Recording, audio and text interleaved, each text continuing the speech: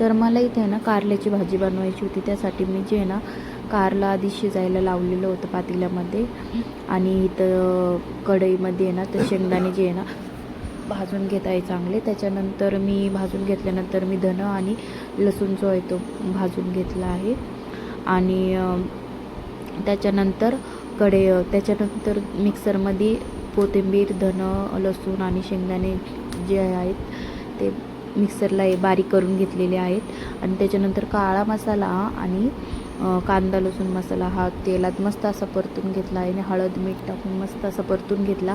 त्याच्यानंतर बारीक केलेला मिक्सरमधला मसाला जो आहे तो मी टाकलेला आहे. त्याच्यानंतर मस्त असं कारले जे आहे ते टाकलेले आहे ना. आता इथं मस्त अशी कारल्याची भाजी जी बनवून मस्त अशी तयार होत आहे. तर कशी वाटली तुम्हाला कारल्याची भाजी बनवलेली तर नक्की सांगा. सगळीकडली पद्धत वेगवेगळी असते, गावाकडली इकडली, तर ज्याची त्याची पद्धत वेगळी असते, बस बाकी दुसरं काही नाही.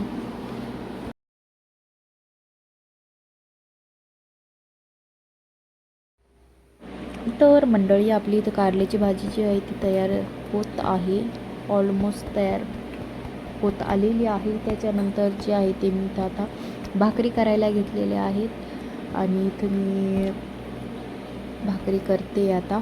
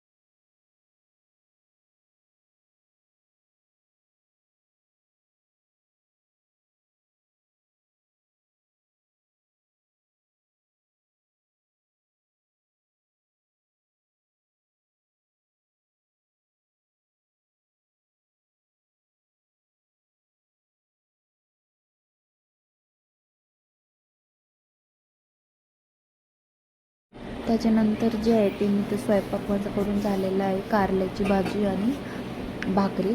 त्याच्यानंतर जे आहे ते मी आता गॅस जो आहे तो स्वच्छ करून घेते आणि त्याच्यानंतर भांडे घासायचे आहेत, तर त्याच्यानंतर भांडेसुद्धा मी ते घासून घेणार आहे.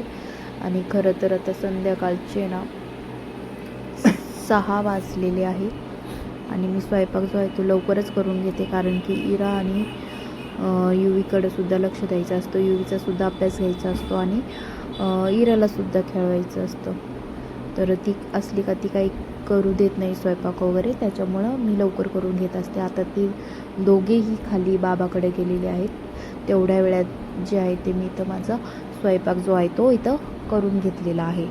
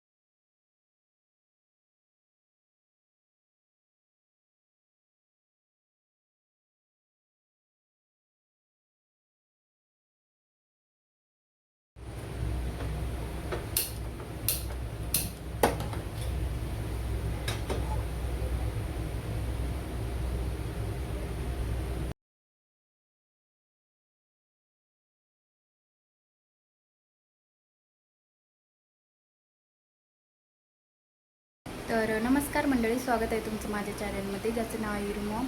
आणि आजचा ब्लॉग तुम्हाला कसा वाटला, आवडला असेल तर नक्कीच कमेंट करून सांगा.